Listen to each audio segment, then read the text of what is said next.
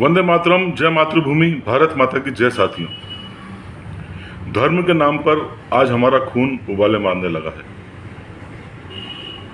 एक ऐसा दौर आ चुका है जहां जरा भी कुछ भी यदि आस्था पर प्रहार कर दिया जाए तो हुजूर की शान में गुस्ताखी हो जाती है, मरने मारने तक की बात आ जाती है।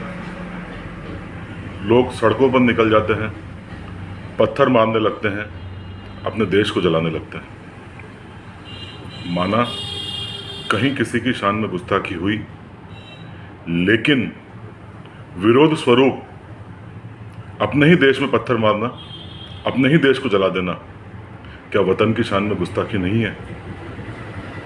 चलिए आज के दौर से थोड़ा पीछे की तरफ चलते हैं। वह दौर जब देश की युवा पीढ़ी आज़ादी के लिए संघर्ष कर रही थी। उस दौर में भले ही धर्म की शान में गुस्ताखी हो जाए, लेकिन वतन की शान में गुस्ताखी नहीं होने दी जाती थी। वह दौर धर्म के नाम पर आपस में लड़ने का नहीं था, बल्कि एक साथ मिलकर भारत माता को गुलामी की बेड़ियों से मुक्त कराने का था। और उस दौर के सांप्रदायिक सौहार्द के प्रतीक थे महान क्रांतिकारी रामप्रसाद बिस्मिल और अशफाकुल्लाह खान, जिन्होंने मिलकर अंग्रेजों को न केवल इस हद तक प्रकंपित कर दिया कि उनसे प्रेरणा लेकर आने वाली पीढ़ियां भी क्रांति के रास्ते पर चलने लगीं, बल्कि इतिहास के स्वर्णाक्षरों में अपना नाम इसलिए भी अंकित करा लिया कि रामप्रसाद बिस्मिल एवं अशफाकुल्लाह खान के लिए दोनों एक दूसरे के लिए देवतुल्य से कम नहीं थे। सुनने में बात अतिशयोक्ति सी लगे, लेकिन निश्चित ही यदि आज हम एक दूसरे के धर्म पर इस भांति प्रहार करते रहे तो कहीं ना कहीं वतन पीछे जाता जाएगा। आज रामप्रसाद बिस्मिल की जन्म जयंती के अवसर पर अपने वक्तव्य को इसी इर्द गिर्द रखने की मंशा से प्रस्तुत है एक परिचयावली रामप्रसाद बिस्मिल के जीवन पर। एक महान क्रांतिकारी जो सरफरोशी की तमन्ना अब हमारे दिल में है, देखना है जोर कितना बाजुए कातिल में है।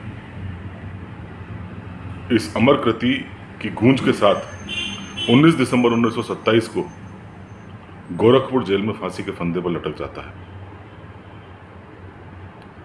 इल्जाम था मैनपुरी षड्यंत्र में महत्वपूर्ण भूमिका, इल्जाम था काकोरी की लूट में महत्वपूर्ण घटना। सरफरोशी की तमन्ना आने वाले दिनों में क्रांति का एक मंत्र वाक्य हो गया।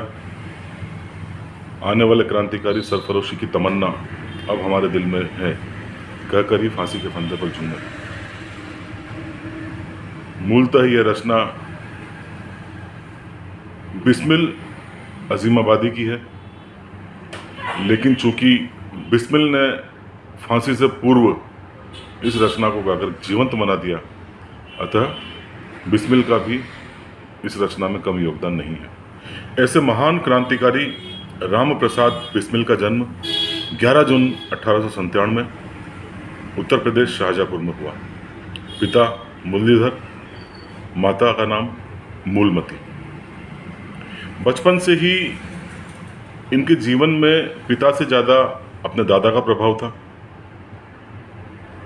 पिता की बुरी संगतों एवं बुरी लत का परिणाम ये था कि किशोरावस्था में ये भी नशे के आदी हो गए, बुरी संगत के आदी हो गए। हालांकि आने वाले जीवन में यह आर्य समाज एवं वैदिक नियमों से बहुत ज़्यादा प्रभावित हुए, भाई परमानंद के संपर्क में आए। इस प्रकार इनके जीवन का कायाकल्प हुआ एवं इन्होंने 1913 में क्रांतिकारी जीवन की शुरुआत की। न केवल क्रांतिकारी जीवन की शुरुआत थी, बल्कि एक आला दर्जे के शायर थे, कवि थे, अनुवादक थे, कई भाषाओं के ज्ञाता थे। अतः अपने राष्ट्रभक्ति के जज्बे को इन्होंने हर स्तर पर प्रज्वलित किया, बढ़ाने का कार्य किया। एक महत्वपूर्ण घटना जिसकी वजह से यह काफ़ी उग्र रूप से क्रांतिकारी गतिविधियों में शामिल हुए, वह थी भाई परमानंद को फांसी सुनाने की घटना, जो कि गदर आंदोलन के परिणाम स्वरूप भारत लौटे ही थे। इन्हें गिरफ्तार कर लिया गया, मुकदमा चला एवं इन्हें फांसी की सज़ा सुना दी गई। राम प्रसाद बिस्मिल चूँकि इनके प्रत्यक्ष संपर्क में रहे, इनके जीवन में महत्वपूर्ण भूमिका रही, अतः ये कैसे विचलित न होते इतनी बड़ी घटना से। प्रारंभिक दौर में राम प्रसाद बिस्मिल ने महात्मा गांधी के असहयोग आंदोलन से अपने देश की आज़ादी की लड़ाई की शुरुआत की। इन्होंने अहमदाबाद अधिवेशन में मौलाना हसरत मोहानी के साथ पूर्ण स्वराज्य प्रस्ताव पारित कराने में उनकी मदद की, उनकी महत्वपूर्ण भूमिका थी। किंतु उस दौर के अन्य क्रांतिकारियों की तरह ही चोरी चोरा की घटना ने इनके हृदय पर भी बहुत ज़्यादा प्रभाव डाला, बहुत ज़्यादा निराश हुए। अंततः इन्होंने पूर्ण रूप से, सक्रिय रूप से क्रांतिकारी गतिविधियों में शामिल होने का निर्णय किया एवं अंततः चंद्रशेखर आज़ाद जी के नेतृत्व में हिंदुस्तान रिपब्लिक एसोसिएशन में शामिल हो गए। महत्वपूर्ण रूप से राम प्रसाद बिस्मिल जी को जाना जाता है 9 अगस्त की घटना के लिए, जिसे काकोरी की घटना कहा जाता है। साथ में थे राजेंद्र लहड़ी, अशफाकुल्ला खान, रोशन सिंह एवं अन्य साथी। उद्देश्य था क्रांतिकारी गतिविधियों के लिए एक प्रचुर मात्रा में धन एकत्र करना।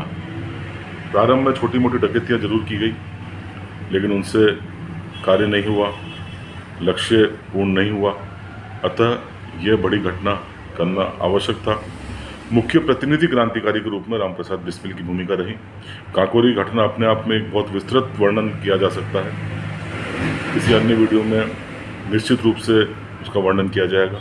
बहरहाल 26 सितंबर 1925 को ये महान क्रांतिकारी पकड़े गए, इन पर मुकदमा चला एवं अंततः इन्हें फांसी दे दी गई। मातृभूमि सेवा संस्था आज़ादी के इस महान मतवाले को नमन करती है, इनका वंदन करती है। जय भारत, जय हिंद।